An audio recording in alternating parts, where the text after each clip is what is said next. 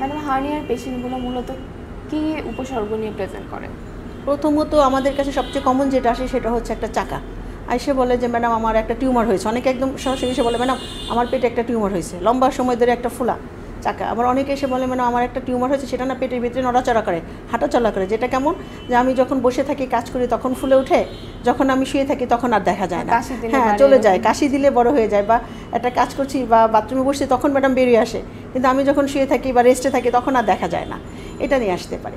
আর কিছু রোগী আমাদের কাছে আসে যেমন এপিগ্যাস্ট্রিক হার্নিয়া, হার্নিয়া তো সব জায়গায় হয়, পেটের উপরের দিকে যে হার্নিয়াগুলো হয়, এটা অনেকে আমাদের কাছে একটা ডায়াগনোসিসও একটু মিস ডায়াগনোসিস, যে চর্বির টিউমারের মতো একটা টিউমার নিয়ে আসে, দেখা যায় যে অনেকে ডায়াগনোসিস করে এটাকে লাইপোমা, চর্বির দলা হিসেবে, কিন্তু ওটা আসলে এপিগ্যাস্ট্রিক বা উপরের পেটের একটা হার্নিয়া।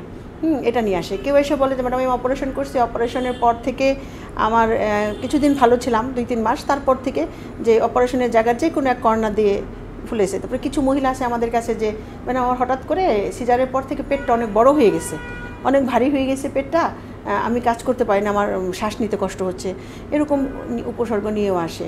আবার যেটা হচ্ছে ইমার্জেন্সি আমাদের কাছে আসে, যেটাকে আমরা অবস্ট্রাকটেড হার্নিয়া বলি, সেটা হচ্ছে যে এসে আমাদের কাছে হিস্ট্রি দেয় মানে আমাদের একটা চাকা ছিল এখানে, সেটা হচ্ছে যে কাজ করতে গেলে বড় হয়তো, শুয়ে গেলে আবার ছোট হয়ে যেত, কিন্তু ইদানিং এমন হয়েছে কয়েকদিন যাবত যে এটা যে বের হয়ে আসছে এটা আর ঢুকতেছে না, মানে একটা শক্ত চাকা পেটে বা টিউমার, সেটা প্রচণ্ড ব্যথা, সাথে হচ্ছে অনেক সময় বমি থাকে, জ্বর থাকে, এরকম একটা উপসর্গ দিয়ে আসতে। ম্যাডাম